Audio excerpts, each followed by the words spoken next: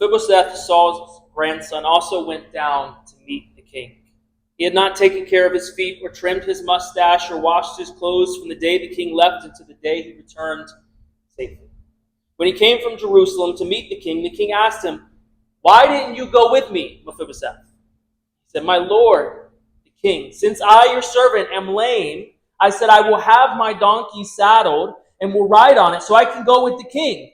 But Ziba, my servant, betrayed me, and he has slandered your servant to the Lord, my lord the king. My lord the king is like an angel of God, to do whatever pleases you.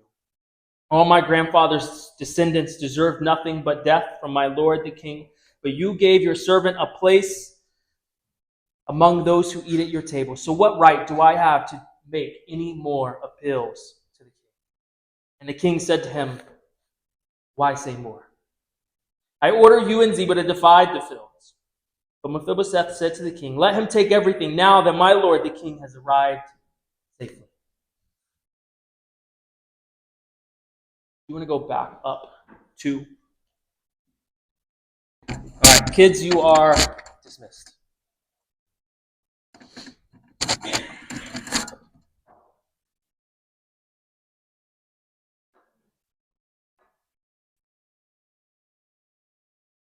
I was 4 years old when the news came to the royal court that my grandfather, King Saul, and my father, heir to the throne, Jonathan, were dead, killed by the Philistines. My nurse grabbed me to flee, but in her worry, in her hurry, she dropped me.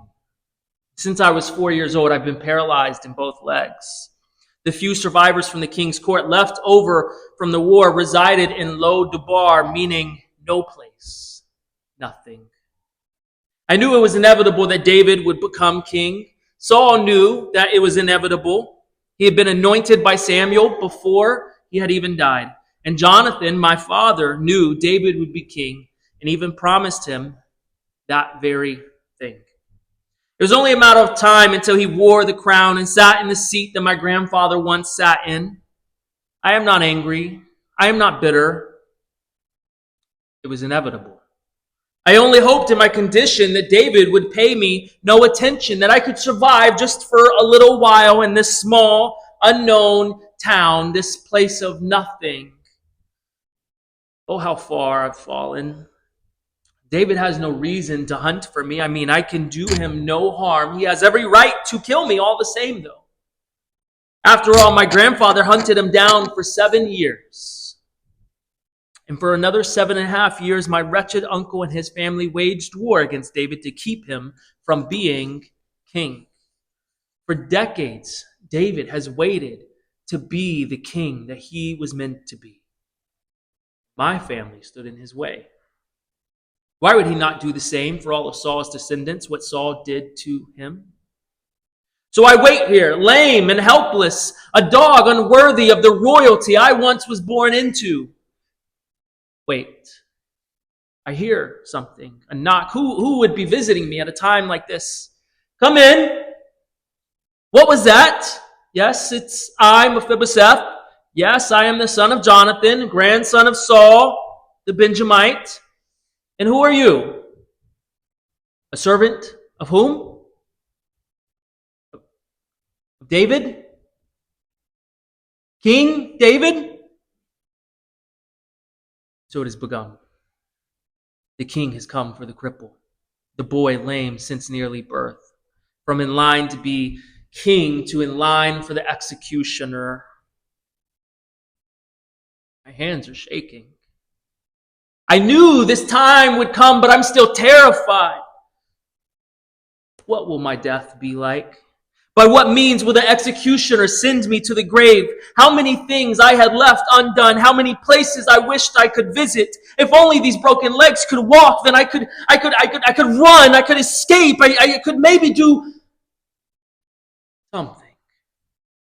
Or maybe I could have run before. I could have fled. I could have left Israel. I could have taken up residency somewhere else. Maybe Egypt. Maybe Tyre. Now it's over. The king did not want to even slay me where I stand. He wanted to see me first, face to face, to gloat, to snicker, to look me in the eyes. I don't understand his reasoning. Who am I to him?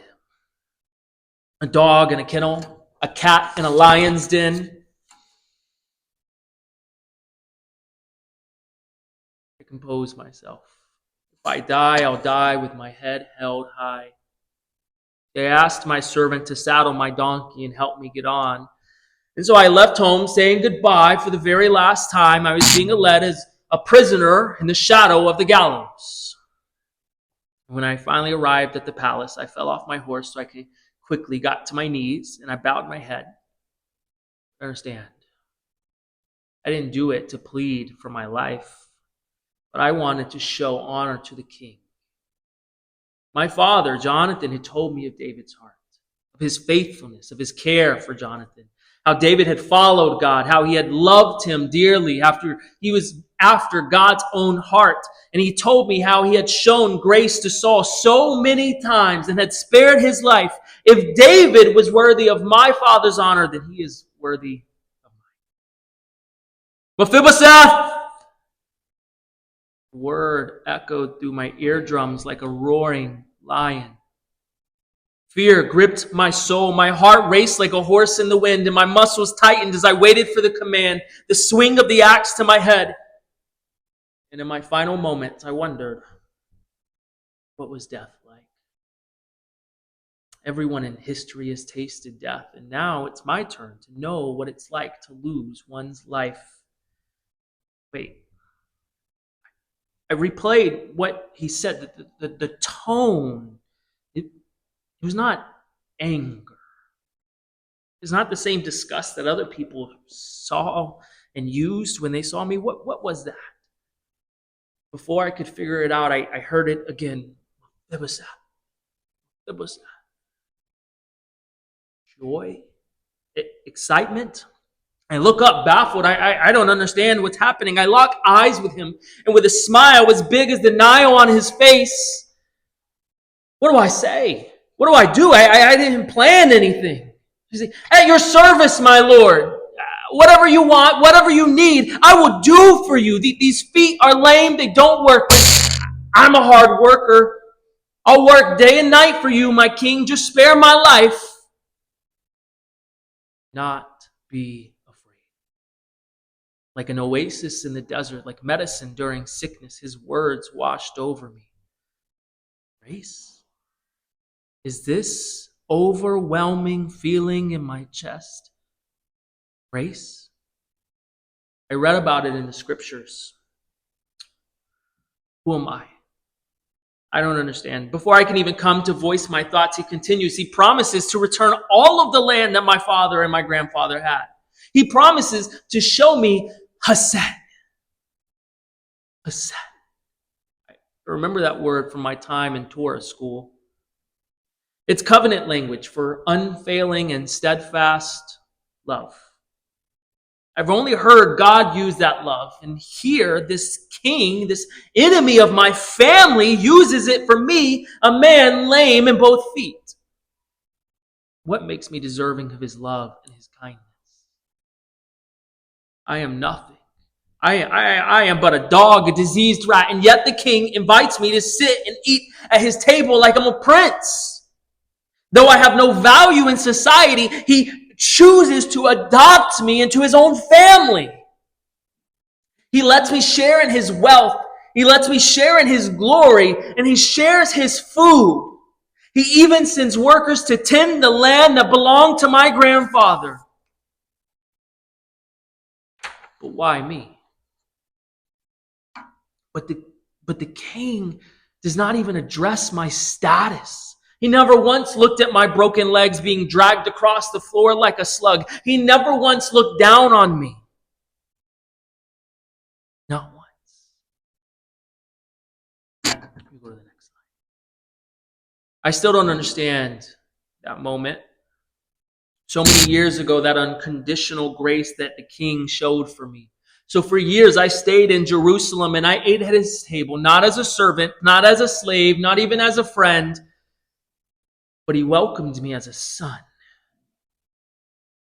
Many years later, when David's own son, Absalom, began to take his rebellion and take over his father's kingdom, David got up to flee. He ran away from his son. And wanting to show my loyalty in the same way he showed his steadfast love to me, I demanded my servant saddle up my donkey and help me get on, so that I could once again flee the throne. These broken, useless feet ruined my life once again. Ziba, my servant, pushed me over, gathered all of my donkeys and all of my food, and ran off to meet David. He spun a web of lies, telling my beloved king that I did not come because I believed the Israelites would restore the kingdom to Saul's household. But it's all lies. He seeks to steal all of my land and all that the king had given me. And all the king believed his lies and gave all my land to Ziba, that snake. But I could not care less about that land or the prestige or the fame or the renown.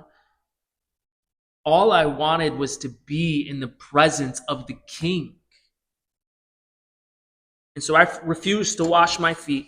I refused to wash the blood off of my legs, and I refused to shave my beard, and I did not even wash my clothes all the months that he was gone. I mourned, I grieved. I prayed that David and his men would be saved, that justice would be made right. And so when Absalom was defeated and David returned, I met him at the entrance to Jerusalem. And he asked me why I had not gone with him. And I told him about that liar, Ziba, and how he had deceived him and how all of that stuff was lies. And I told King, you are like an angel of God. If you do not believe me and you wish for me to die, then so be it. I was unworthy when you invited me into your throne room, when you invited me to dine at your table, and I am unworthy now.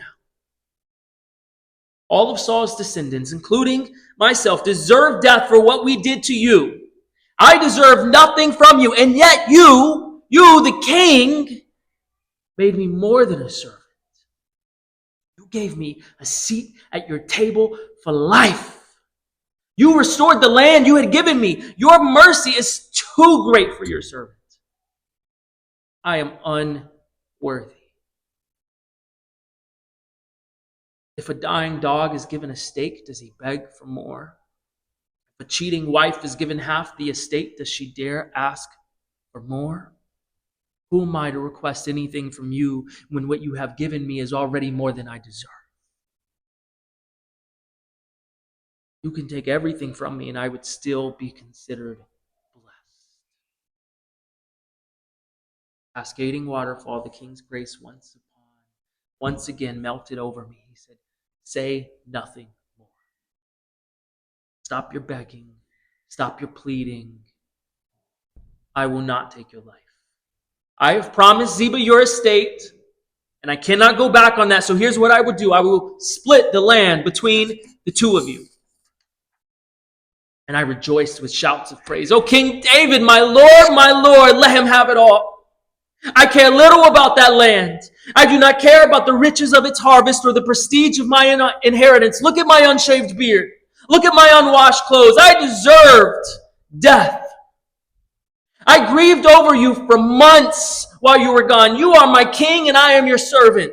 My only hope, my only plea, my only care in the whole wide world is to see you be on your throne and be in your presence. If only I could be in your presence. That is all I need.